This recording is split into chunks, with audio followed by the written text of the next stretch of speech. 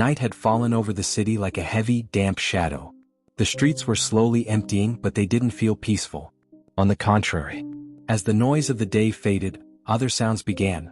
Bottles shattering in the distance, engines revving too high, hurried footsteps in dark alleyways, and drunken voices that made even the wind seem dangerous. The little dog knew this time of day. It was the time he had to hide. Before, when he still had hope, he would wander among the people, wagging his tail, looking for a caress or a bit of food. But the street had taught him quickly. There were good people, yes, but there were also cruel ones. That night the cold bit hard. The little dog lay beside a bench, near the millionaire's mansion. From inside he could see the yellow light from enormous windows and hear muffled laughter, clinking plates, and elegant music. The smell of cooking meat escaped through an open window. But outside, by the closed gate, the little dog trembled. A plate full of fine food was just inches away, but he didn't even want to eat. He looked up at the door, hoping someone would come out, someone would say, "Come in." But it never happened. The millionaire only wanted him around during the day, like a living decoration. At night, he left him outside, alone against the darkness. The wind blew harder. Then 3 men appeared, staggering down the street. They smelled of alcohol. The little dog immediately lowered his ears. He knew that smell too. "Look at that filthy dog," one of them laughed. Another grabbed an empty bottle and threw it near him. Crash. The little dog ran away, terrified as laughter filled the empty street. He ran and ran under flickering lights, dodging puddles and trash, until he reached a narrow alley. There he hid behind some rusty cans, breathing rapidly. But the fear wouldn't go away.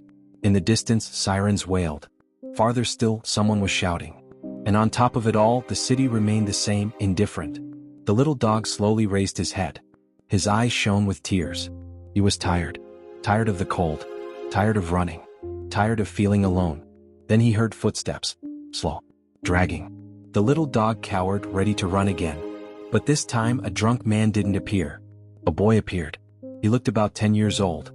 His clothes hung in tatters and his hands were red with cold. He carried an old bag clutched to his chest as if it were his only treasure. The boy saw the little dog hiding and stood still. He didn't smile. He didn't make any sudden movements. He just looked at him. And in those tired eyes there was something strange. Something the little dog hadn't seen in a long time. Sadness. The same sadness he felt. The boy crouched down slowly.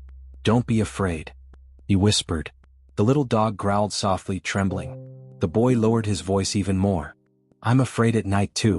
The wind began to blow again between the empty buildings. For a moment none of them moved. It seemed as if the whole dark city was breathing around them. Then, in the distance, there were violent screams and the sound of something metallic hitting the ground. The boy turned around, startled. His eyes showed real terror. He wasn't a child playing at being strong. He was a child trying to survive. He quickly looked back at the little dog. And this time he said something almost broken, as if he hadn't spoken to anyone in a long time. "Hey, do you want to sleep warm tonight? Follow me, please." The please surprised the little dog more than anything else. No one asked him for things like that on the street. The boy started walking, glancing nervously behind him. The little dog hesitated for a few seconds, but then followed him. They walked several blocks through shadows, past unlit signs and empty sidewalks. Sometimes the boy quickened his pace when he heard noises. Other times he looked behind them as if afraid someone was following them. Finally they arrived under a bridge. It wasn't a real home. There were only damp cardboard boxes, an old blanket, and a small, broken lamp that no longer worked. But the wind didn't reach as strongly down there. The boy sat down and let out a tired sigh. Then he opened a piece of stale tortilla he kept in a bag. He tore it in half. He gave half to the little dog, and kept the other half for himself. The little dog watched him silently. No one had ever shared their last possession with him. No one. The boy lay down on the cardboard. "Come here, it's warm here." The little dog slowly approached and snuggled up to him. Then something strange happened. For the first time in a long time the boy stopped trembling. And so did the little dog. The boy hugged him tightly, burying his face in his dirty fur, while the little dog rested his snout against the boy's chest, listening to his heartbeat. It was beating fast, scared, alone, just like his. Above, the city was still full of lights, money, and closed doors. But beneath the bridge, 2 abandoned souls had just saved each other. And that terrible, dark, and cold night no longer felt so empty.